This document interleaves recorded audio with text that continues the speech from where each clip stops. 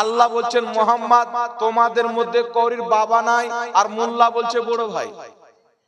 তো বাপ যদি না হয় তো বড় ভাই কি করে হলো? উঠান বুখারী শরীফ ঈমানের অধ্যায় হাদিস, মুসলিম শরীফের মধ্যে হাদিস, মিশকাত শরীফের মধ্যে হাদিস।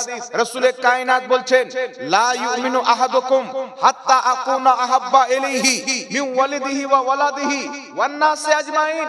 রাসূলে কায়নাত বলছেন অতক্ষণ পর্যন্ত কোন ব্যক্তি ঈমানদার হতে পারে না, লা ইউমিনু ঈমানদার হতে পারে না যতক্ষণ পর্যন্ত নিজের বাবা চাইতে বেশি, নিজের মা চাইতে বেশি, নিজের ছেলে চাইতে বেশি, নিজের মেয়ে চাইতে বেশি, ওয়ান নাসি আজমাইন সারা পৃথিবীর মানব জাতি চাইতে বেশি, এক কথা আল্লাহর পর সব চাইতে বেশি যে আমি নবীকে না ভালোবাসবে লা ইউমিনু ঈমানদার হবে না। জোরে বলেন সুবহানাল্লাহ। নবী তো বলছেন বাপ চাইতে বেশি ভালোবাসো, মা চাইতে বেশি ভালোবাসো, প্রত্যেক নবীকে ভালোবাসো, কিন্তু প্রত্যেক নবীর চাইতে আমি নবী মুস্তাফাকে ভালোবাসো। আর এই বেটা বলছে বড় ভাইয়ের মতো সম্মান করতে হবে।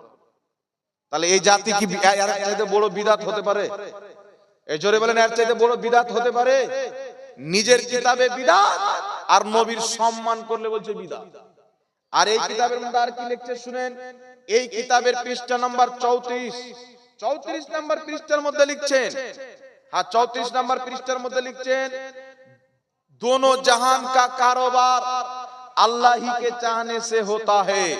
মানে दोनों জাহানের কারবার, যা কিছু দুনিয়াতে আখিরাতে হয় সমস্ত জিনিস আল্লাহরই হুকুমে হয়। এটা আমরা অস্বীকার করি? সব আল্লাহর হুকুমে হয় কি হয় না?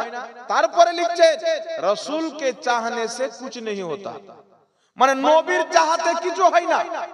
এখানে আমাদের আপত্তি, দোনো জাহার সমস্ত জিনিস আল্লাহরই চাহতে হয়।